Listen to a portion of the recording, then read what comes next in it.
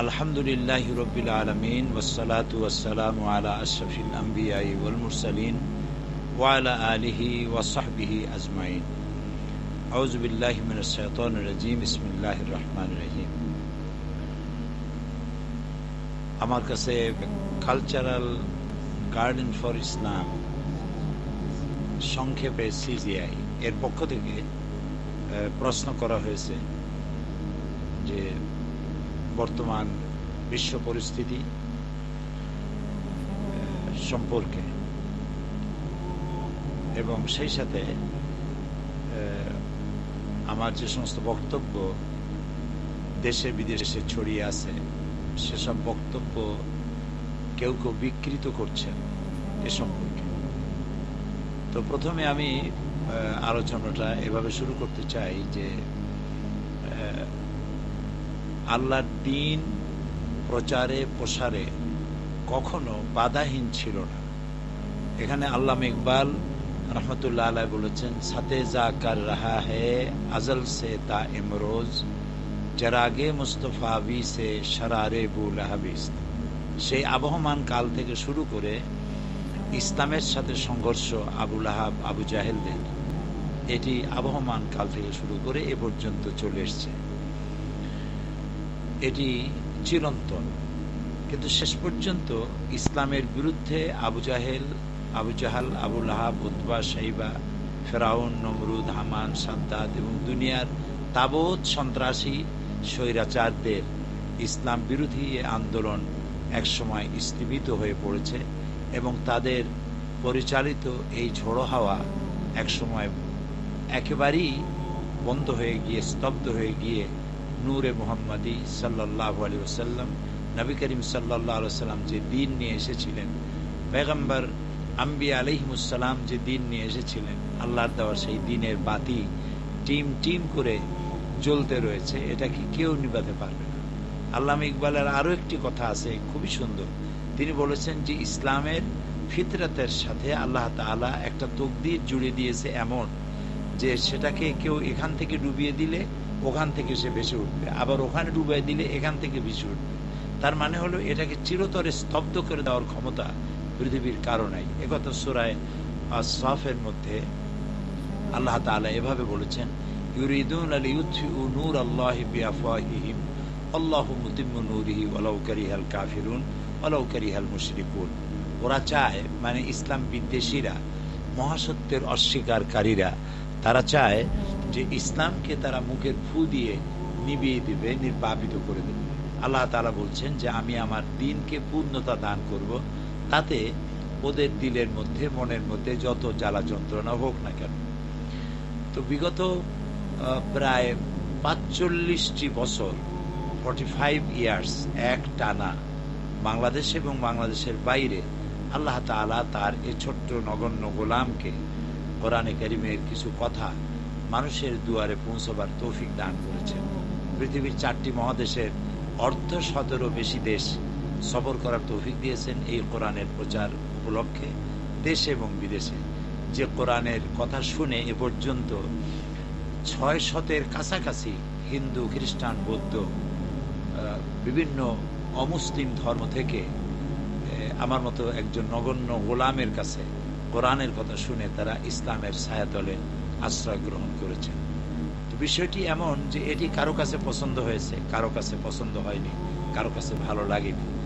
আমি এটা তাদের দোষ দিব না। এটা দুটি কারণে হতে পারে। একটা হতে পারে যে ইসলামের প্রতি তাদের একটি বিদ্বেষ, অহেতু, অজানা প্রসূত, অজ্ঞাত প্রসূত। অথবা হতে পারে যে ইসলাম সম্পর্কে আদৌ কোনো জ্ঞানই নেই। এই দুটি কারণে আমার প্রতি বিদ্বেষ হতে পারে। তাছাড়া আমি কারো কোনো ক্ষতি করিনি, আমি কারো পাকা ধানে মই দেইনি, কারো হালের গরু পিটিয়ে মারিনি, কারো জমিনের আইল ঠেলিনি। সুতরাং ব্যক্তিগত শত্রুতা এখানে অবান্তর। এখানে আদর্শিক প্রশ্নে কেউ কেউ হয়তো আমার বক্তব্যকে জনগণের সামনে বিকৃত করার জন্য ময়নাতদন্তের নাম করে ইদানিং একটি পত্রিকায়ও চেষ্টা চালিয়েছিল। আমরা সেখানে আইনের আশ্রয় নিয়েছি, উকিল নোটিশ দিয়ে বলেছি যে কেউ ইচ্ছে করলে আমার বক্তব্য কেন, এটা গণতান্ত্রিক দেশ, সাংবাদিকতার অধিকার এটা আছে সাংবাদিকদের, যে তারা যে কোনো ব্যক্তির বক্তব্যকে তুলে ধরতে পারেন। তবে হলুদ সাংবাদিকতা, ইয়েলো জার্নালিজমকে পৃথিবী ঘৃণা করে, আমিও ঘৃণা করি। তারা যদি আমার বক্তব্য দিতে চান, তা আমার ক্যাসেটে কি আছে নাহমাদু নুসাল্লি আলা থেকে শুরু করে ওয়াখির দাওয়ান আনিল হামদুলিল্লাহি রাব্বিল আলামিন, অর্থাৎ আমার শুরু এবং শেষ সবটা আপনারা দিন, তাহলে লোকেরা বিভ্রান্ত হবে না। যদি আমার কথার আগেরটা পাশেরটা বাদ দিয়ে মাঝখান থেকে আপনাদের পারপাস সার্ভ করার জন্য উদ্দেশ্য প্রণোদিতভাবে আমার লেখা অথবা বলা এর মাঝখান থেকে কেটে ছেটে কিছু কথা যদি আপনারা লেখেন বা ছাপেন বা বলেন, তাহলে মানুষ বিভ্রান্ত হতেই পারে। সেজন্য ওই পত্রিকাটিকে আমি তার নাম নিব না, নাম নেওয়া প্রয়োজন মনে করি না। উকিল নোটিশ দেওয়া হয়েছে। এরপরে তারা এটা বন্ধ করেছে বলে আমি জানতে পেরেছি। এই আজকের এই আলোচনার মাধ্যমে সকলের প্রতি অনুরোধ রইল যে আমরা যেন যা জানি না তা যেন বলি না। সূরা বনী ইসরাঈলে আল্লাহ তাআলা বলেছেন, ওয়ালা তাকফু মা লাইসা লাকা বিহি ইলম, যে ব্যাপারে তোমার জানা নাই, যে বিষয়ে তুমি পরিজ্ঞাত নও, সেই বিষয় সম্পর্কে তুমি বলে বেরিও না। আর হাদিস শরীফে নবী করিম সাল্লাল্লাহু আলাইহি ওয়াসাল্লাম বলেছেন, কাফা বিল মারই কাযিবান, অর্থাৎ একটি মানুষের জন্য মিথ্যাবাদী হতে এটাই যথেষ্ট যে যা শোনে হুবহু সেটাই বলে। আর এটা ওইসব মানুষের পক্ষেই সম্ভব যারা নাকি আল্লাহ তাআলার কাছে জবাবদেহিতা সম্পর্কে, ট্রান্সপারেন্সি, জবাবদেহিতা, স্বচ্ছতা সম্পর্কে আদৌ কোনো জ্ঞান রাখেন না, আল্লাহকে ভয় করেন না, পরকালের জবাবদেহিতার কোনো প্রশ্নে মনে কখনো জাগরুক হয় না।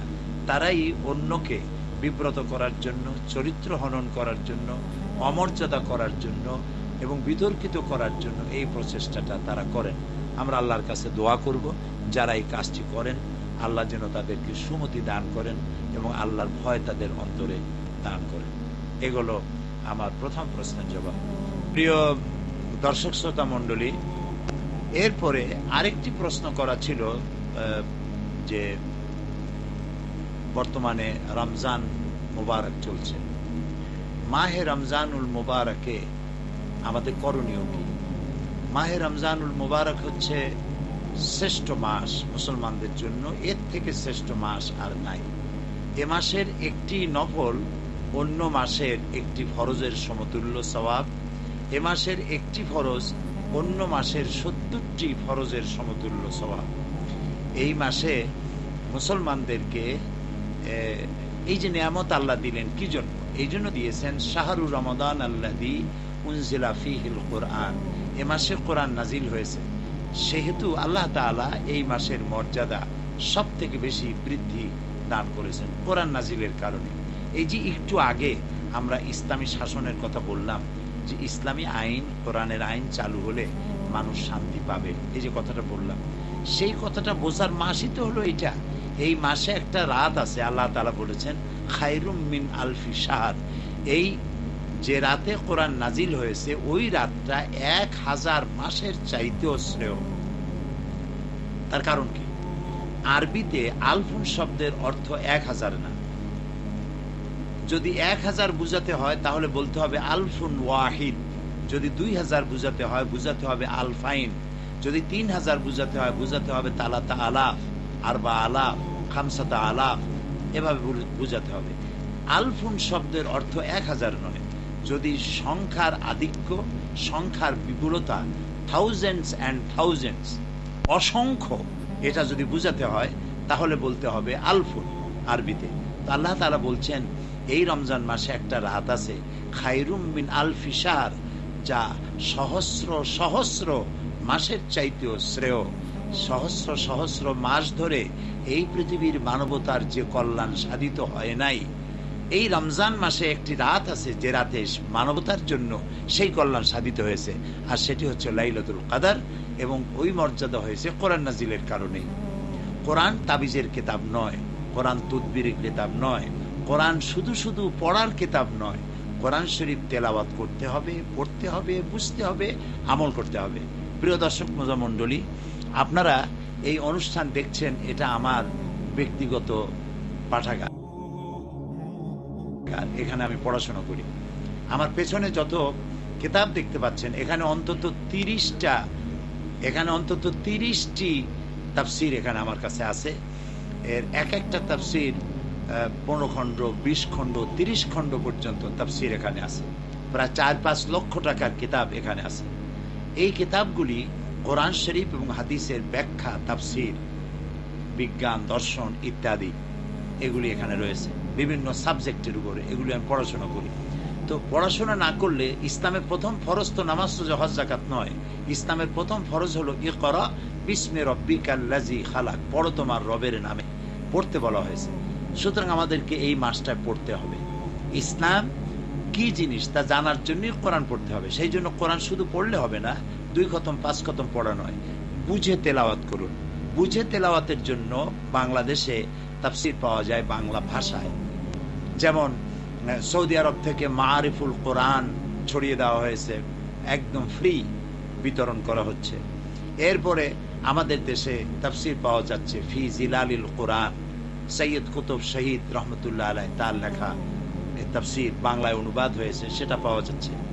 এরপরে বিশ্ববিখ্যাত তাফসির তাফহিমুল কোরআন, উর্দু, আরবি, বাংলা, ইংরেজি, ফার্সি, পৃথিবীর 48টি ভাষায় এ তাফসির প্রকাশিত হয়েছে, দুনিয়ার সর্বত্র ছড়িয়ে আছে। পৃথিবীর লেটেস্ট তাফসির এটি। জ্ঞান, বিজ্ঞান, কোরআন, হাদিস দিয়ে এই তাফসিরকে লেখা হয়েছে। এটি বাংলা ভাষায় 19 খণ্ডে সমাপ্ত করা হয়েছে, মাত্র 950 টাকা হাদিয়া। আমি আপনাদেরকে অনুরোধ করব, তাফহিমুল কোরআন খরিদ করুন, পড়ুন, বুঝুন।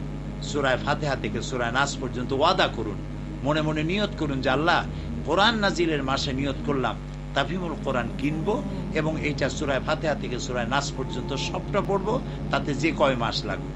আপনি প্রত্যেক দিন অন্তত আধাটা ঘন্টা কোরআন বোঝার জন্য ব্যয় করুন, হাদিস বোঝার জন্য ব্যয় করুন।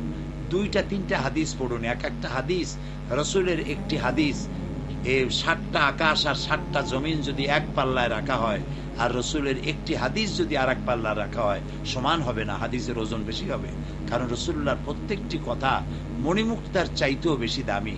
এই জন্য আমি অনুরোধ করব, প্রত্যেক দিন 2-3টা হাদিস পড়ুন, কোরআন শরীফ অন্তত আধা ঘন্টা তেলাওয়াত করুন, বুঝে তেলাওয়াত করুন, ইসলামী সাহিত্য অধ্যয়ন করুন।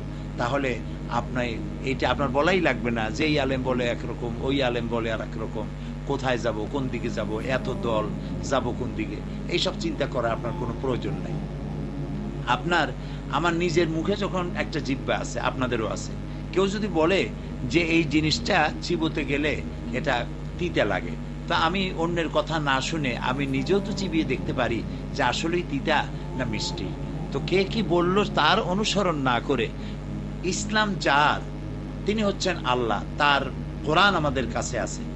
আর ইসলাম যিনি প্রচার করেছেন তিনি রাসূলুল্লাহ সাল্লাল্লাহু আলাইহি ওয়াসাল্লাম, তার হাদিস আমাদের কাছে আছে। সমস্ত হাদিসগুলি বাংলা হয়ে গেছে। আমরা কেন কিনি না? প্রিয় দর্শক শ্রোতা মণ্ডলী, নোবেল, নাটক, উপন্যাস এগুলি পড়লে পরে আর নাটকগুলি দেখলে পরে সামান্য সময়ের জন্য রোমান্স সৃষ্টি হতে পারে, প্রেম, ভালোবাসা, উত্তেজনার সৃষ্টি হতে পারে, কিন্তু মানুষের চরিত্রের কোনো বিকাশ এই সমস্ত গল্প এবং নোবেল নাটক দিয়ে মানুষের চরিত্রের বিকাশ হয়েছে বলে আমরা শুনি নেই।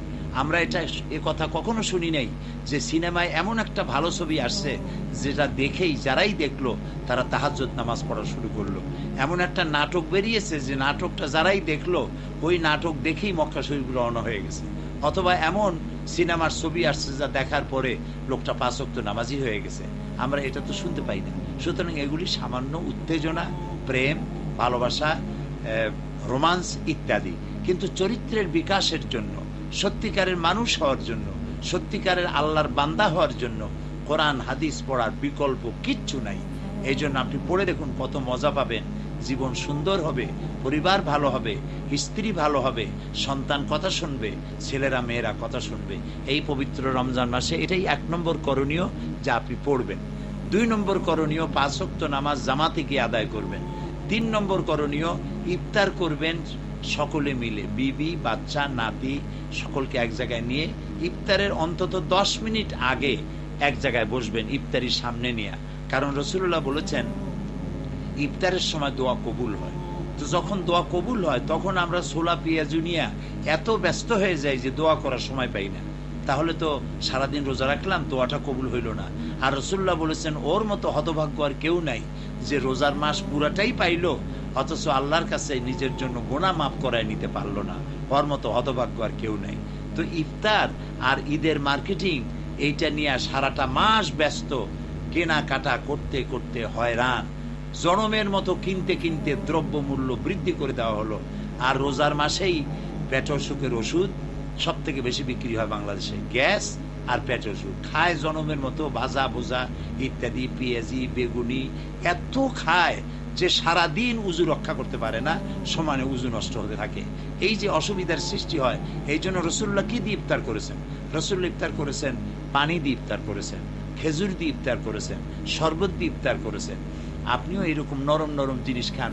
শক্ত শক্ত পেঁয়াজু, এত শক্ত যে কারো কপালে মারলে হাড্ডি ভাঙেও যেতে পারে, থাকলেও পারে। এত শক্ত জিনিস সারাদিন আপনি না খেয়েছিলেন, ওইটা আপনার পেটের মধ্যে গেল, এখন পেটে গ্যাস হবে না তো কি হবে? সারাদিন পেটে অসুখ, দুপুরবেলা মেজাজ খারাপ। এরপরে যারে বলা দরকার ভাই, তারে ডাকে শালা, মারধর করে, কুকুর সামলে বলতো। নামাজ তো হজ যাকাত নয়। ইসলামের প্রথম ফরজ হলো ইকরা বিস্মি রব্বিকাল্লাযী খালাক, পড়ো তোমার রবের নামে, পড়তে বলা হয়েছে। সুতরাং আমাদেরকে এই মাসটায় পড়তে হবে। ইসলাম কি জিনিস তা জানার জন্য কোরআন পড়তে হবে। সেই জন্য কোরআন শুধু পড়লে হবে না, 2 খতম 5 খতম পড়া নয়, বুঝে তেলাওয়াত করুন। বুঝে তেলাওয়াতের জন্য বাংলাদেশে তাফসীর পাওয়া যায় বাংলা ভাষায়। যেমন সৌদি আরব থেকে মারিফুল কোরআন ছড়িয়ে দেওয়া হয়েছে, একদম ফ্রি বিতরণ করা হচ্ছে। এরপরে আমাদের দেশে তাফসীর পাওয়া যাচ্ছে ফি জিলালিল কোরআন, সৈয়দ কুতুব শহীদ রহমতুল্লাহ আলাইহি তার লেখা তাফসীর বাংলা অনুবাদ হয়েছে, সেটা পাওয়া যাচ্ছে। এরপরে বিশ্ববিখ্যাত তাফসীর তাফহিমুল কোরআন, উর্দু, আরবি, বাংলা, ইংরেজি, ফার্সি, পৃথিবীর 48টি ভাষায় এ তাফসীর প্রকাশিত হয়েছে, দুনিয়ার সর্বত্র ছড়িয়ে আছে। পৃথিবীর লেটেস্ট তাফসীর এটি।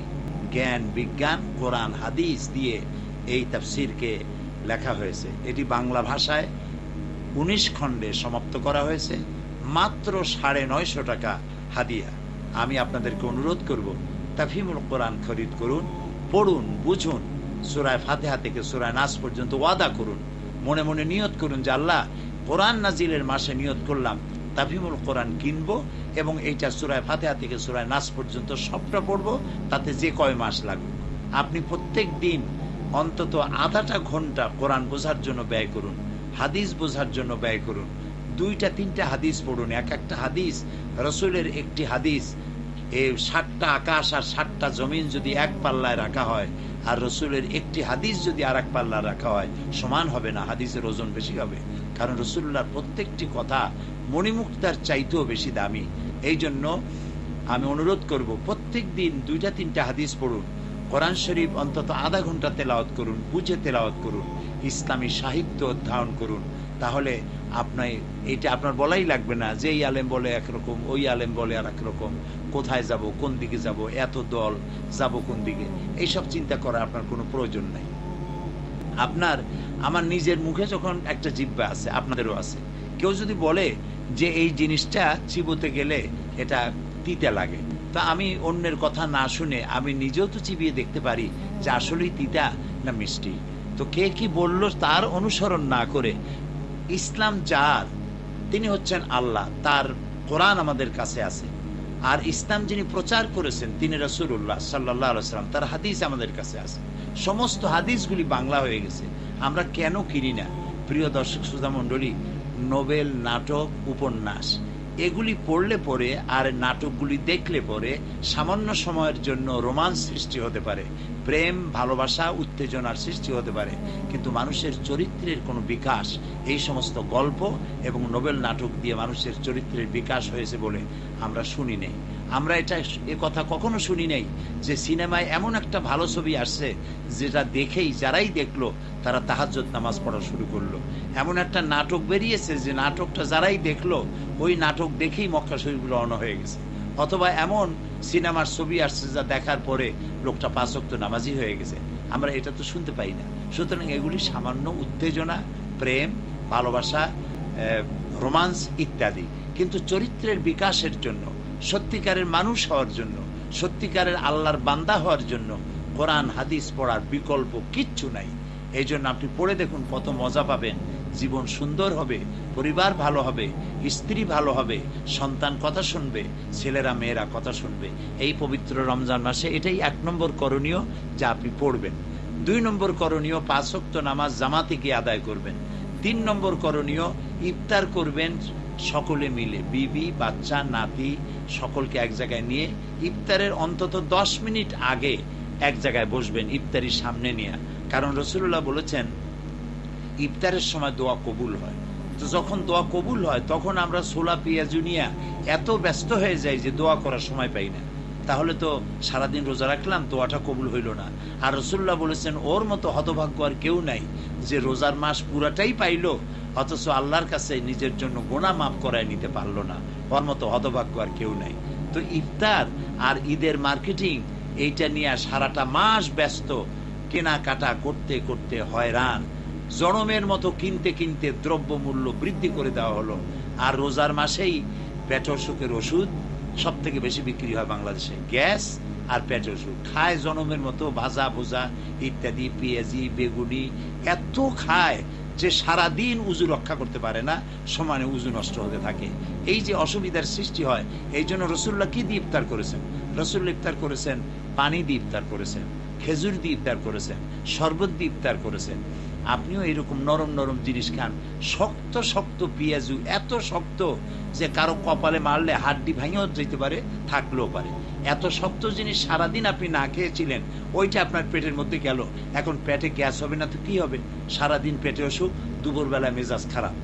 এরপরে যারে বলা দরকার ভাই, তারে ডাকে শালা, মারধর করে, কুকুর সামনে বললে ইট মারে, মুরগি যাইতে দেয় না, বউর সাথে ঝগড়া করে, নাতি ধরিয়া থাপ্পড় মারে।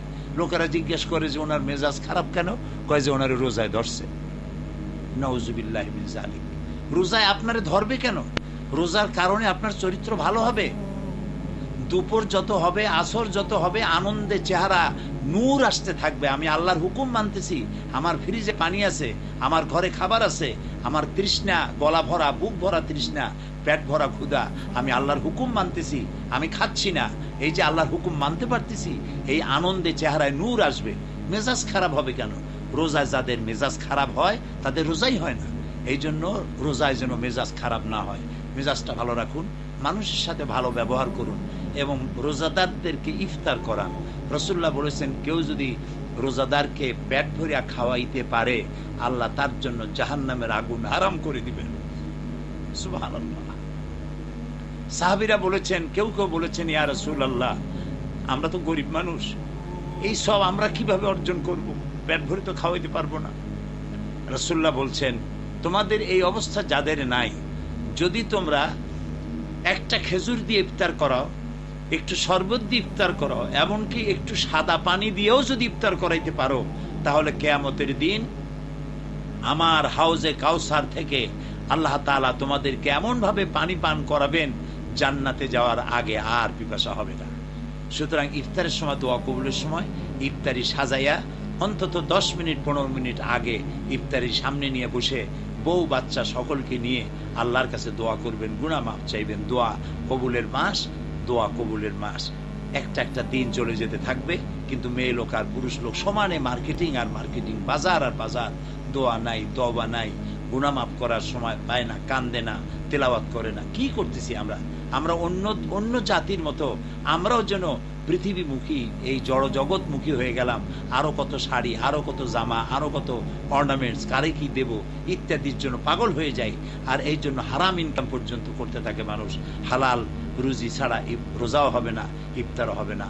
হালাল রুজি দিয়ে যেন ইফতার করতে পারি, হালাল খাইতে পারি এবং সন্তানদেরকে যেন কথা বুঝাইতে পারি যে ঈদের উৎসবটাই বড় কথা নয়, ইফতারটাই বড় কথা নয়, রোজাটা কবুল হলো কিনা এটাই বড় কথা। এই জন্য এই মাসে যারা তাহাজ্জুদ পড়েন না, তারা তাহাজ্জুদের নামাজ আদায় করবেন এবং মানবতার সেবা যতটুকু সম্ভব মানবতার জন্য সেবা করবেন আর আল্লাহর কাছে দোয়া করবেন। প্রত্যেক নামাজের পরে নামাজগুলো বা জামাত আদায় করবেন। তারাবির নামাজে যাবেন, 8 রাকাতের পিছনে না পড়ে 20 রাকাত নামাজই পড়বেন। 20 রাকাতই নবী করিম সাল্লাল্লাহু আলাইহি ওয়াসাল্লাম পড়েছেন, সাহাবায়ে কেরাম পড়েছেন। ওমর রাদিয়াল্লাহু তাআলা আনহু এই সুন্নতকে বাধ্যতামূলক করে দিয়েছেন। আর রাসূলুল্লাহ বলেছেন, মা আনা আলাইহি ওয়া আসহাবি, আমি যেটা বলি, আমি যেটা করি, আর আমার সাহাবীরা যেটার উপর ঐক্যমত পোষণ করেছে, তোমরা ওইটার উপরে থাকো। একজন সাহাবীও এই 20 রাকাত তারাবির ব্যাপারে দ্বিমত পোষণ করেন নাই। সুতরাং 20 রাকাত তারাবির নামাজি পড়ুন, জামাতে পড়ুন, ঐক্যবদ্ধভাবে পড়ুন। আর শেষ রাত্রিতে সেহরিতে ওঠা যখন উঠবেন, ওই সময়টায় তাহাজ্জুদের নামাজ, সারা বছর তো পারেন না অনেকে, এই সময়টা তাহাজ্জুদটাও আদায় করে নিয়েন। এভাবে তাহাজ্জুদ আদায় করে চোখের পানি ফেলে আল্লাহর কাছে দোয়া করা, মোনাজাত করা। আরেকটি কাজও করতে পারেন যাদের পয়সা আছে, সেটা হলো যে অনেকে হলিডে করার জন্য সিঙ্গাপুর, ব্যাংকক, হংকং ইত্যাদি জায়গায় ঘুরতে যায়। এসব জায়গায় না গিয়ে রমজান মাসে আপনারা উমরা করতে যাবেন। রমজান মাসে যে ব্যক্তি উমরা করলো, রাসূলুল্লাহ বলেছেন যে ব্যক্তি রমজানে উমরা করলো, সেজন্য আমার সাথে হজ আদায় করলো। সুবহানাল্লাহ বিহামদি। কাজী এটাও আপনি করতে পারেন। আর জাকাতের টাকাটা সাধারণত রমজানই দেওয়া হয়। এই রমজান মাসে জাকাতের টাকাগুলি আদায় করবেন হিসাব করে। সোনার জাকাত, ব্যবসার জাকাত ইত্যাদি জাকাতগুলি প্রথমে নিজের আত্মীয় স্বজন, তারপরে দূরে। এর 8টা খাত আছে, ভিন্ন আলোচনা আছে, আপনারা সেখান থেকে জেনে নেবেন। দ্বিতীয় প্রশ্নটি ছিল সিজিআই, এটার পূর্ণ ওয়ার্ড হলো কালচারাল গার্ডেন ফর ইসলাম। এটি একটি সুন্দর অনুষ্ঠান যা আমাদের দেশের ইসলামে গণসঙ্গীত শিল্পী, ইসলামের সাংস্কৃতিক জগতে সঙ্গীতের মাধ্যমে বিপ্লব সৃষ্টিকারী একজন গণশিল্পী আবুল কাসেম, তারই প্রতিষ্ঠান। তো এই প্রতিষ্ঠানের পক্ষ থেকে আমাকে জানতে চাওয়া হয়েছে যে বর্তমান পৃথিবীতে যে বোমাবাজি হচ্ছে, সন্ত্রাসের সৃষ্টি হয়েছে, এটার উদ্দেশ্য কি, কারা এর পেছনে রয়েছে, কেন করা হচ্ছে, এবং এটা করা কতটা বৈধ অথবা অবৈধ। প্রশ্নটি খুবই যুক্তিসঙ্গত, সময় উপযোগী, বাস্তবমুখী। আমরা প্রথমেই বলে নিতে চাই, ইসলাম সন্ত্রাসী বিশ্বাস করে না। ইসলাম সহনশীলতা, উদারতা, পারস্পরিক ভালোবাসা, সাম্প্রদায়িক সম্প্রীতি ইত্যাদিতে বিশ্বাস করে। যার কারণে আল্লাহ তাআলা তার নিজের নিয়ম হলো, তিনি আইন প্রয়োগ করার ব্যাপারে দুটি শ্রেণীতে ভাগ করেছেন। একটা শ্রেণী হচ্ছে গাছপালা, তরুলতা, পাহাড় পর্বত, নদ নদী, গরু ছাগল, কীট পতঙ্গ ইত্যাদি, চন্দ্র সূর্য, সৌরজগৎ। আর একটা শ্রেণী হলো মানুষ আর জিন। তো প্রথম যে শ্রেণীটা বললাম, এদেরকে আল্লাহ তাআলা আইন মানতে বাধ্য করেছেন। যেমন সূর্য আল্লাহর হুকুম না আসার পূর্ব পর্যন্ত প্রতিদিন তাকে পূর্ব দিগন্ত থেকে উদিত হতেই হবে, এর কোনো ব্যতিক্রম হবে না। রাত 12টার সময় বাংলাদেশে সূর্য উদিত হতে পারবে না। দিনের দুপুর বেলায় রাতের আগমন ঘটতে পারবে না। চাঁদ এবং সূর্যে কখনো সংঘর্ষ হবে না। নোনা পানি এলাকায় মিষ্টি পানি ঢুকে নোনাকে মিষ্টি বানাতে পারবে না। মিষ্টি পানির এলাকায় নোনা ঢুকে সেটাকে লবণাক্ত করতে পারবে না।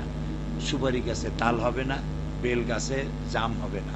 ওয়ালান তাজিদা লিসুন্নাতিল্লাহি তাবদীলা ওয়ালান তাজিদা লিসুন্নাতিল্লাহি তাহওয়িলা। আল্লাহ তাআলা বলেছেন, আমার ল অফ নেচার, প্রকৃতির আইনের মধ্যে কোনো পরিবর্তন কখনোই হবে না। যেটা আইন করেছি সেটাই চলবে। সুতরাং দেখা গেল যে চন্দ্র, সূর্য, গ্রহ, নক্ষত্র, সৌররাজি, পশুপক্ষী সবকিছু আল্লাহর আইন মানতে বাধ্য।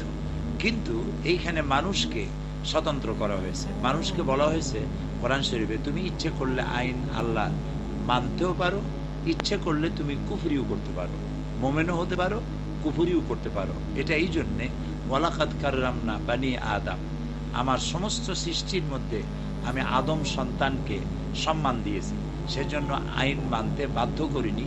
তবে দুটি পথ আমি দেখিয়ে দিয়েছি। একটা বাম দিকে চলে গেছে, এই পথটির নেতৃত্ব দিয়েছে শয়তান, এবং এই পথে যারা পরিচালিত হবে শয়তানের নেতৃত্বে, তাদের জায়গা হবে জাহান্নাম।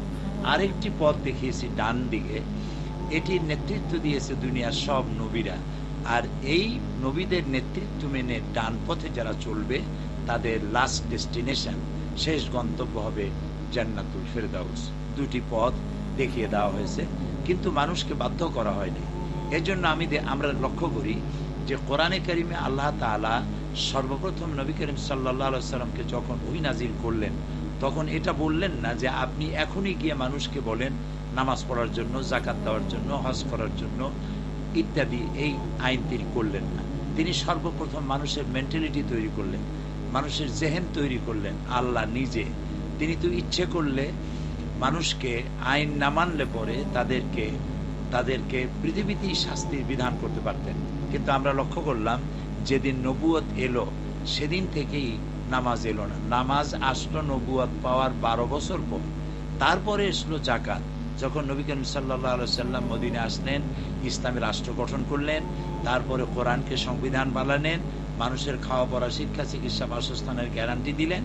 এরপরে তার উপরে আল্লাহ রাব্বুল আলামিন জাকাত দিলেন, জাকাতকে ফরজ করলেন। তারপরে আল্লাহ তাআলা হজকে ফরজ করলেন। এমনি করে গ্রাজুয়ালি, স্টেপ বাই স্টেপ, ধীরে ধীরে মানুষের মন মানসিকতা তৈরি করে তার উপরে আইন চালু করেছেন। যুদ্ধ করে, বোমা মেরে ইসলাম প্রতিষ্ঠা করার কোনো নিয়ম নাই। এই জন্য নবী করিম সাল্লাল্লাহু আলাইহি সাল্লাম যতগুলি যুদ্ধ করেছেন, তবুক, বদর, হুনায়ন, ইয়ারমুক, জাতীয় খন্দক, যত যুদ্ধ হয়েছে প্রত্যেকটি যুদ্ধ ছিল আক্রমণাত্মক, ছিল রসুলের প্রতি, ইসলামের প্রতি। নবী করিম সাল্লাল্লাহু আলাইহি সাল্লাম ডিফেন্সিভ পজিশনে গিয়ে প্রতিরোধ করেছেন। নবী করিম সাল্লাল্লাহু আলাইহি সাল্লাম আক্রমণকারী ছিলেন প্রথমেই, এর কোনো প্রমাণ হাদিসে নাই, ইতিহাসে নাই। আক্রান্ত হয়ে তিনি জবাব দিয়েছেন এবং তিনি কখনো গোপন ষড়যন্ত্র করেননি, গোপন আন্দোলন করেননি, গোপন হত্যা করাননি। কোনো গ্রুপ তৈরি করে যারা ইসলাম মানে না তাদের এলাকায় যাও এবং সেই গ্রামবাসীকে ধ্বংস করে দাও, হত্যা করো, এই জাতীয় কোনো কাজ কোনো নবী করেননি। সমস্ত নবীরা ছিলেন শান্তিপ্রিয় আম্বিয়া আলাইহিমুস সালাম। দ্বীন প্রতিষ্ঠা করেছেন সহনশীলতার মধ্য দিয়ে, আর নিজেদের অনুপম চরিত্র মাধুর্য দিয়ে মানুষের কাছে দ্বীন বুঝাইছেন এবং মানুষকে দ্বীনের প্রতি আকৃষ্ট করেছেন। আজকে যারা বোমা হামলা করছেন, বিশেষ করে 17ই আগস্ট সিরিজ বোমা হামলা হলো সারা বাংলাদেশে, 64টা জেলার 63টা জেলায় সেম ক্যাটাগরিতে, সেম প্লেসে এই বোমা হামলা হলো একই পদ্ধতিতে। আবার এই গত 3-4 দিন আগে আরেকটি সিরিজ বোমা হলো লক্ষ্মীপুর, চাঁদপুর এবং চট্টগ্রামে, এবং প্রত্যেকটি বোমা হামলার টার্গেট ছিল বিচারালয়, বিচারপতিদের উপরে। এখানে কিছু লিফলেট পাওয়া গেল, সেই লিফলেটে দেখা গেল তাতে লেখা আছে জামাতুল মুজাহিদিন। তাদের বক্তব্য হচ্ছে যে আল্লাহর আইন কায়েম করতে হবে, মানব রচিত আইন এটা কুফরি, এটা মানা যাবে না। সুতরাং এই আইন তো তৈরি হয় পার্লামেন্টে এবং আইনের ইমপ্লিমেন্টেশন, বিচার ইত্যাদি কোর্টের মাধ্যমে হয়, আদালতের মধ্য দিয়ে হয়। সেই জন্য আদালতে বোমা মেরে বিচারপতিদেরকে হত্যা করতে পারলে তাহলে তোমরা শহীদ হবে। এই জাতীয় কথা কে বা কারা এই কথাগুলি কাগজে লিখে যুবকদেরকে এই কাজে ব্যবহার করছে। আমাদেরকে এখানে ভাবতে হবে যারাই কাজটি করতেছে তাদের নাম পত্রপত্রিকায় এসেছে। এর মধ্যে শাইখ আব্দুর রহমান নামে একজন আছে, এর মধ্যে আর একটা বাংলা ভাই আর একটি নাম আসছে, আরো এরকম কয়েকটি নাম এসছে যারা যুবকদেরকে বেহেশতের, যুবকরা সাধারণত একটুখানি সাহসী বেশি হয়, যেহেতু পিছনে টান নাই, বিবাহ করে নাই, বাচ্চা নাই, ওই ধরনের কোনো ঝামেলা নাই, চিন্তা নাই, জান্নাতে যাওয়ার কথা শুনলে উদ্বেগ হয়ে পড়ে। তো তাদেরকে হয়তো তারা বুঝাইছে যে এই জান্নাতে যাওয়ার জন্য এটাই পথ, বোমা মারো। এখন তাদেরকে নামিয়ে দেওয়া হয়েছে। সুতরাং যারা বোমা মারছে তারা যতটা না অপরাধী, তার থেকে বড় অপরাধী হচ্ছে এই ভুল ব্যাখ্যা দিয়ে যারা এই যুবকদেরকে এই পথে নামিয়েছে। তবে যারা ভুল ব্যাখ্যা দিচ্ছেন তারা হয় জ্ঞান পাপী, আর না হয় তারা কারো উদ্দেশ্যকে, কারো পারপাসকে সার্ভ করার জন্য এই কাজটি করছে। বাংলাদেশ একটি উদার গণতান্ত্রিক দেশ, একটি ইসলামিক মডারেট দেশ, একটা মডারেট কান্ট্রি। এই দেশটি ইসলামী আদর্শে ধর্মপ্রাণ, সকলেই, সমস্ত মুসলমানরা এখানে ধর্মপ্রাণ, সমস্ত হিন্দুরাও ধর্মপ্রাণ। এখানকার মাটির গুণটাই হলো এই যে এখানে যত জাতি বসবাস করে সকলেই একটি সমঝোতা, একটি ভালোবাসা, একটি সাম্প্রদায়িক সম্প্রীতি নিয়ে বসবাস করছে। সুতরাং অসম্ভব নয় যে দেশটাকে অকার্যকর করার জন্য এবং ব্যর্থ রাষ্ট্র হিসেবে প্রমাণিত করার জন্য, বিশ্বের দরবারে হেয় প্রতিপন্ন করার জন্য কোনো একটি মহল এদেরকে কাজে লাগিয়েছে। এখানে আমি আমার বক্তব্যের মধ্যে, প্রিয় দর্শক শ্রোতা মণ্ডলী, আমি একটি কথা এভাবে দৃষ্টান্ত স্বরূপ বলে থাকি। সেটি হলো যে ক্যারাম বোর্ড খেলা অনেকে দেখেছেন, ছোটবেলায় অনেকে ক্যারাম বোর্ড খেলেছেন বা বর্তমানেও খেলেন। ক্যারাম বোর্ড একটা বোর্ড থাকে আর তার মধ্যে কতগুলি গুটি থাকে। টার্গেট থাকে লাল গুটিটাকে পকেটে ফালানো। এখন একটি গুটি মারা হলো আরেকটি গুটির গায়ে, লাল গুটির গায়ে কিন্তু মারা হলো না। টার্গেট লাল গুটি, কিন্তু মারা হয়েছে আর এক গুটিকে। সেই গুটি গিয়ে লাল গুটিকে হিট করলো, আর লাল গুটি গিয়ে বোর্ডের পকেটে গিয়ে পড়লো। লাল গুটিটা টেরও পেল না যে আসলে কার ধাক্কায়, কোন ধাক্কাটায় সে পকেটের মধ্যে পড়ে গেল, এটা লাল গুটিটাও টের পায়। সুতরাং যারা আজকে এইটাকে জেহাদ মনে করে ইসলাম প্রতিষ্ঠা কায়েম করার জন্য, বেহেশতে যাওয়ার জন্য যারা বোমা হামলা করছে, ওদের পেছনে যে গুটি কে মারতেছে সেই মূল চালক ধরা পড়ে নাই। ধরতে কেউ হয়তো ধরা পড়েনি, মূল কেউ চালক আছে যে পিছন থেকে গুটিটা মেরেছে। সেই শক্তিকে খুঁজে বার করতে হবে। গভর্নমেন্ট অত্যন্ত হার্ড লাইনে আছে। সুতরাং যারাই কাজ করেছে তাদেরকে বিচার হবে, এবং তারা সন্ত্রাসী। ইসলাম বোমায় বিশ্বাস করে না, বোমা হামলায় বিশ্বাস করে না, মার দাঙ্গায় বিশ্বাস করে না। ইসলাম উদার গণতন্ত্রে বিশ্বাস করে, ভালোবাসায় বিশ্বাস করে। এই জন্য নবী করিম সাল্লাল্লাহু আলাইহি সাল্লাম বলেছেন, আদ-দীন ওয়ান নাসিহা, দিন হচ্ছে ভালোবাসা। যারা বোমা মারতেছে তাদের উদ্দেশ্যে বলছি, যারা এই বোমাগুলি মারে তারা যদি এই ক্যাসেট শুনতে পায় তাহলে আল্লাহর কাছে দোয়া করি আল্লাহ তাদের মন মস্তিষ্ক ভালো করে দিন। যারা এই আন্দোলনের নাম রেখেছেন জামাতুল মুজাহিদিন, তারা বড্ড ভুল করেছেন। এই আন্দোলনের নাম হওয়া উচিত ছিল জামাতুস শায়াতিন। বোমা মেরে ইসলাম প্রতিষ্ঠা করা ইসলামের কাজ নয়, নবীর কাজ নয়, আল্লাহর নির্দেশ নয়, রসুলের হাদিসে এর কোনো দলিল নয়। সুতরাং এই সংগঠন যারা তৈরি করেছেন তারা আল্লাহর পারপাস, রসুলের পারপাস সার্ভ করছেন না, তারা শয়তানের পারপাস সার্ভ করছেন। এই জন্য যুবকদেরকে বলি, যারা বিভ্রান্ত হয়েছ তাদেরকে বলছি যে তোমার বোমার আঘাতে, তোমার অত্যাচারে, অথবা কাউকে গুলি করে, কাউকে মেরে, জবাহ করে, বোমা মেরে দিন কায়েম করতে চাও, এই চিন্তা যারা করছো তারা শুনে রাখো আল্লাহ তাআলা কি বলছেন। আল্লাহ তাআলা বলছেন, মান কাতালা নাফসান বিগাইরি নাফসিন আও ফাসাদিন ফিল আরদ ফাকান্নামা কাতালান নাস জামিআ। যে কোনো ব্যক্তি কোনো মানুষকে নিহত, কোনো মানুষ যদি কোনো মানুষকে বিচারে প্রাণদণ্ড হয় নাই, বিচারে আইন বা আদালত বিচার করে প্রাণদণ্ডে দণ্ডিত করে নাই, এমন কোন নিরপরাধ মানুষকে যদি কেউ ইচ্ছে করে হত্যা করে, একজন মানুষকে, আল্লাহ তাআলা বলছেন সেজন্য পৃথিবীর সকল মানুষকে হত্যা করলো। অর্থাৎ একটা হত্যার অর্থ হলো সারা পৃথিবীর সমস্ত মানুষ হত্যার দায়িত্ব নিয়ে কিয়ামতে আল্লাহর দরবারে তাকে উঠতে হবে। আবার আল্লাহ তাআলা বলছেন, ওমান আহিয়াহা ফাকান্নামা আহিয়ান নাসা জামিআ। সূরা মায়েদা, এটি 22 নম্বর আয়াত। আল্লাহ তাআলা বলছেন, যদি কোনো ব্যক্তি পৃথিবীর একটি মানুষকে বেঁচে থাকার জন্য সহযোগিতা করে, তাহলে সে যেন পৃথিবীর সকল মানুষকে বাঁচাবার জন্য সহযোগিতা করলো, এরকমের সওয়াব আল্লাহ তাআলা তাকে দান করবেন। আর কিয়ামতে আল্লাহ তাআলা সর্বপ্রথম রক্তের হিসাব নেবেন। যারা অবৈধ রক্তপাত করেছে তাদেরকে প্রথমে আসামি করা হবে কিয়ামতের দিন। এই জন্য সন্ত্রাসীদের শাস্তি সম্পর্কে সূরা মায়েদায় আল্লাহ তাআলা সন্ত্রাসীদের শাস্তি সম্পর্কে 33 নম্বর আয়াতের মধ্যে বলেছেন যে যারা সন্ত্রাসী, যারা মানুষ মারে, মানুষ হত্যা করে, মানুষ হত্যার টার্গেট করে কাজ করে, মানুষকে হত্যা করে, মানুষকে হত্যা করার পরামর্শ দেয়, মানুষকে মারার কাজে অংশগ্রহণ করে, তাদের শাস্তি কি? এ সম্পর্কে সূরা মায়েদার 33 নম্বর আয়াতে আল্লাহ তাআলা বলেছেন, ইন্নামা জাযাউল লাযীনা ইউহারিবুনাল্লাহা ওয়া রাসূলাহু ওয়া ইয়াসআউনা ফিল আরদি ফাসাদান আও ইউকাত্তিলু আও ইউসাল্লাবু আও তুকাত্তা আইদিয়াহুম ওয়া আরজুলুহুম মিন খিলাফিন আও ইউনফাউ মিনাল আরদ। আল্লাহ তাআলা বলছেন, যারা আল্লাহ এবং তার রাসূলের বিরুদ্ধে যুদ্ধ করে এবং জমিনে বিপর্যয় সৃষ্টি করে, সন্ত্রাস সৃষ্টি করে, তাদের শাস্তি হচ্ছে যে তাদেরকে হত্যা করা হবে। এটা আল্লাহর নির্দেশ সূরা মায়েদায়। যারা বোমা মারে, যারা মানুষকে হত্যা করার টার্গেট করে, হত্যার পরামর্শ দেয়, আল্লাহ তাআলা কোরআন শরীফ বলেছেন যে তাদের শাস্তি হবে, তাদেরকে হত্যা করা হবে, কিংবা তাদেরকে শূলবিদ্ধ করা হবে, অথবা বিপরীত দিক থেকে তাদের হাত পা কেটে ফেলা হবে, কিংবা তাদেরকে দেশ থেকে বহিষ্কার করা হবে।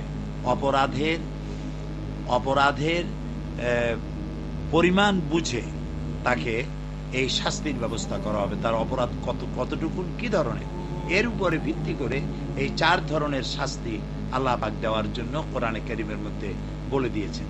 সুতরাং আমরা জোট সরকারের প্রশংসা করছি। জোট সরকার এই আসামিদেরকে ধরার জন্য আপ্রাণ চেষ্টা চালিয়ে যাচ্ছেন। যারা ধরা পড়ছে তাদের শাস্তি নিশ্চয়ই হবে, এবং বাংলাদেশের সমস্ত মুহাক্কিকিন, বড় বড় আলেমরা সবাই একমত যে বোমা মেরে ইসলাম প্রতিষ্ঠা হয় না। এটা শুধু বাংলাদেশে না, সারা পৃথিবীর ওলামারা একমত। কোরআন হাদিসের দৃষ্টিভঙ্গিতে যারা সন্ত্রাসী তৎপরতা চালায়, তারা ইসলাম কায়েমের নামে, তারা আসলে ইসলাম কায়েম করতে চায় না, তারা দেশকে ব্যর্থ করতে চায়, দেশকে অকার্যকর রাষ্ট্র হিসেবে প্রতিষ্ঠা করার জন্য তারা এই প্রচেষ্টা চালায়। সুতরাং এই কাজটি অত্যন্ত নিন্দনীয়। এই জন্য আমি আজকেই আলোচনায় বলতে চাইব, যারা এই আলোচনা শুনছেন, প্রত্যেক বাংলাদেশের সকল ওলামায়ে কেরামদের প্রতি আমার বিনীত অনুরোধ, যারা ওয়াজ করেন, যারা তাফসির করেন, যারা মসজিদে ইমামতি করেন এবং যারা মাদ্রাসায় শিক্ষকতা করেন, আপনাদের দায়িত্ব সর্বাধিক। আপনারা আপনাদের মাদ্রাসায়, মসজিদে ইমামতি করতে গিয়ে এবং ওয়াজের মাহফিলে সর্বত্র সন্ত্রাসের শাস্তি সম্পর্কে সূরা মায়েদা থেকে মানুষকে বুঝান, সূরা তওবা থেকে এবং সূরা অন্যান্য কোরআনে কারীমের যে সূরাগুলিতে এই শাস্তি সম্পর্কে আছে, হাদিস আছে, ইত্যাদি সম্পর্কিত বক্তব্যগুলো মানুষকে বেশি বুঝাতে হবে। বিশেষ করে অভিভাবক মণ্ডলী, প্যারেন্টস যারা, মা বাপ যারা, তাদের খোঁজ রাখতে হবে তাদের ছেলেরা কি সংগঠন করে, কোন সংগঠনের সাথে থাকে, কাদের সাথে ঘুরে বেড়ায়, তার বইপত্র কি ধরনের, কি সব লিফলেট ছড়িয়ে বেড়ায়, এগুলি দেখতে হবে, সতর্ক রাখতে হবে, কোথায় যায়, কার সাথে ঘুরে, এগুলি দেখতে হবে। তা না হলে মা বাপকেও কিয়ামতে আল্লাহর কাছে দায়ী হতে হবে। এই কাজ যেন আর না ঘটতে পারে সেজন্য চেষ্টা করতে হবে। এই বদনামগুলি আজ টুপির উপরে, দাড়ির উপরে আসতেছে। বিশেষ করে নাম রাখা হচ্ছে ইসলামী নাম, জামাতুল মুজাহিদিন, জুমরাতুল মাসাকিন, হরকুতুল জেহাদ, তারপরে আরো একটি নতুন নাম ইদানিং বেরিয়েছে, সারা দেশে আমরা শুনতে পাচ্ছি, সেটা হলো আল জঙ্গিতুল জংলা। এই যে নতুন নামটি, এই নামটিও এতই আশ্চর্য ধরনের, আমরা শুনে অবাক হয়েছি। এদেরকে ছবিও দিয়েছে পত্রিকায় যে এদের মাথায় টুপি থাকবে এবং পরনে লুঙ্গি থাকবে, গায়ে গেঞ্জি থাকবে। এভাবে করে নতুন নতুন নাম রেখে মাথায় টুপি, মুখে দাড়ি এবং লুঙ্গি পরা, গেঞ্জি পরা, এই ধরনের কিছু লোককে ময়দানে নামায় দিয়ে তাদেরকে সন্ত্রাসী বানানো হচ্ছে এবং বদনামগুলি আসতেছে টুপিওয়ালা, মাদ্রাসাওয়ালা, এদের উপরে নামটা আসতেছে। কিন্তু আপনারা দেখুন, মাদ্রাসায় কিন্তু কোথাও এই জঙ্গি সম্পর্কে কোথাও পড়ানো হয় না। আমি বাংলাদেশের সকল সাংবাদিক, বুদ্ধিজীবী, গোয়েন্দা বিভাগ, তাদের সকলকে বলবো, রাজনীতিকদের বলবো, মাদ্রাসার সিলেবাস আপনারা দেখুন, সন্ত্রাস সম্পর্কে কিছু পড়ানো হয় নাকি, বরং সন্ত্রাসী তৎপরতা যাতে না চালাতে পারে সে সম্পর্কে তাদের আল্লাহর ভয় তাদের অন্তঃকরণের মধ্যে সৃষ্টি হয়। যার কারণে মাদ্রাসায় যারা পড়াশোনা করে অপেক্ষাকৃত স্কুল কলেজের ছাত্রদের চাইতে, বিশ্ববিদ্যালয় পড়ুয়া ছাত্রদের চাইতে অপেক্ষাকৃত তারা কিছুটা হলেও ভালো হয়। যার প্রমাণ জেলখানাগুলি।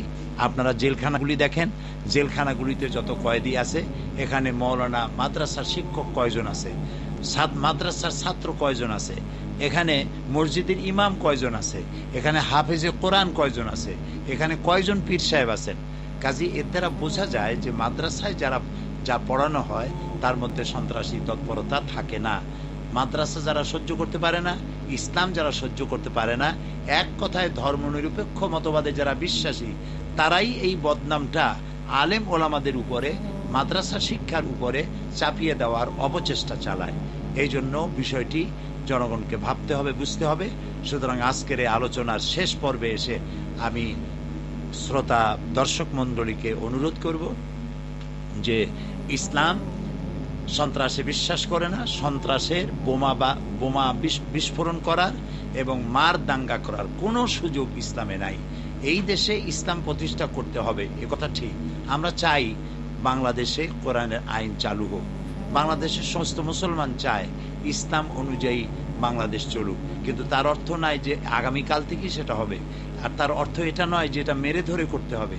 এটা গণতান্ত্রিক পদ্ধতিতে মানুষ যখন ইসলামের অর্থনৈতিক কল্যাণকারিতা, বিচার বিভাগের, ইসলামের বিচার বিভাগের কল্যাণকারিতা, ইসলামের আদর্শ, ইসলামের গণতান্ত্রিক পদ্ধতি, ইসলামের নারীর অধিকার, ইসলামের শ্রমিকের অধিকার, ইসলামের শিশুর অধিকার, ইসলামের বর্ণবৈষম্য দূরীকরণ যে আদর্শ দেখিয়েছে, ইসলাম পরধর্মের সাথে কি ব্যবহার করে, সাম্প্রদায়িক সম্প্রীতি, এই জিনিসগুলি যখন মানুষ বুঝবে, তখন যে পার্লামেন্টে এই আইনগুলি পরিবর্তন হয়, সেই পার্লামেন্টে ইসলামের পক্ষের লোকগুলিকেই লোকেরা আস্তে আস্তে বেশি পরিমাণে ভোট দিতে থাকবে। এমন অবস্থা যদি কখনো আসে যে পার্লামেন্টে ইসলামের পক্ষের লোকেরা বেশি আসতে পেরেছেন, তখন জনগণের মতামতের ভিত্তিতেই ইসলামের আইন আস্তে আস্তে একটা একটা করে করে আইন প্রয়োগ হবে। আর ইসলামের আইনই তো হচ্ছে মানুষের জীবনের জন্য কল্যাণ, কারণ এই আইনটি মানুষের তৈরি করা নয়, এই আইনটি স্বয়ং আল্লাহ তাআলা। সেই জন্য পরিষ্কার কথা হচ্ছে এই যে ইসলাম প্রতিষ্ঠা হবে গণতান্ত্রিক পদ্ধতির মধ্য দিয়েই, সহনশীলতার মধ্য দিয়েই, সাম্প্রদায়িক সম্প্রীতির মধ্য দিয়েই। আজকে যে কথাগুলি আমি বললাম সার্বিক ব্যাপার নিয়ে, বিশ্ব পরিস্থিতি নিয়ে, সারা দুনিয়ায় বোমা, সন্ত্রাস, হামলা ইত্যাদি চলছে। এই রোজার মাসে ইফতারের সময় আল্লাহর কাছে দোয়া করবেন, আমিও এখন দোয়া করি আল্লাহর কাছে যে আল্লাহ তাআলা এই রমজান মোবারকে যারা, তো তোমার কাছে দোয়া করি, যারা নাকি সারা বাংলাদেশে এবং পৃথিবী জুড়ে ইসলামের নাম করে, জেহাদের নাম করে যারা নাকি এই সন্ত্রাসী তৎপরতা চালাইয়া মুসলমানদের বদনাম করলো, ইউরোপে, আমেরিকায়, বাংলাদেশে, সর্বত্র, আল্লাহ তোমার কাছে বিচার চাই। তুমি এই লোকগুলিকে বেইজ্জত করে দাও। যারা এই আন্দোলন শুরু করেছে বোমা মারার, এদেরকে অসম্মান করো, এদেরকে লাঞ্ছিত করো, এদেরকে ধরায় দাও এবং এদেরকে দৃষ্টান্তমূলক শাস্তি যাতে সরকার দিতে পারে সে তৌফিক দান করে দাও। আল্লাহ এই পৃথিবীকে আবার শান্তিময় করে দাও। তোমার সমস্ত রোজাদার মুসলমানদেরকে ক্ষমা করে দাও। মানুষে মানুষে ভালোবাসা, সাম্প্রদায়িক সম্প্রীতি এবং মানুষে মানুষে পরস্পরের প্রতি সহনশীলতা, দরদ, প্রেম, প্রীতি, ভালোবাসা দিয়ে মানুষকে ভরে দাও। আবার এই পৃথিবীকে শান্তির পৃথিবী বানাও। বিশেষ করে আমাদের এই বাংলাদেশ একটি সুন্দর দেশ, 14 কোটি মুসলমানের দেশ। এখানে অমুসলমানরাও আছে, আমরা বসবাস করতে পারি। আমাদের সমস্ত নদ নদী, হাওর, বিল, খাল, পুকুর ভরে আল্লাহ তুমি মাছ দিয়ে দাও। আমাদের সমস্ত গাছ ভরে ফল দিয়ে দাও। আমাদের মাঠ ভরা ফসল দাও। আর আমাদের মুসলমানদের বুক ভরা ঈমান দিয়ে সমৃদ্ধ করে দাও। ربنا تقبل منا إنك أنت السميع العليم وتب علينا إنك أنت التواب الرحيم اللهم أحسن عاقبتنا في الأمور كلها وأجرنا من خزي الدنيا وعذاب الآخرة واجعل آخر كلامنا عند الموت لا إله إلا الله محمد رسول الله.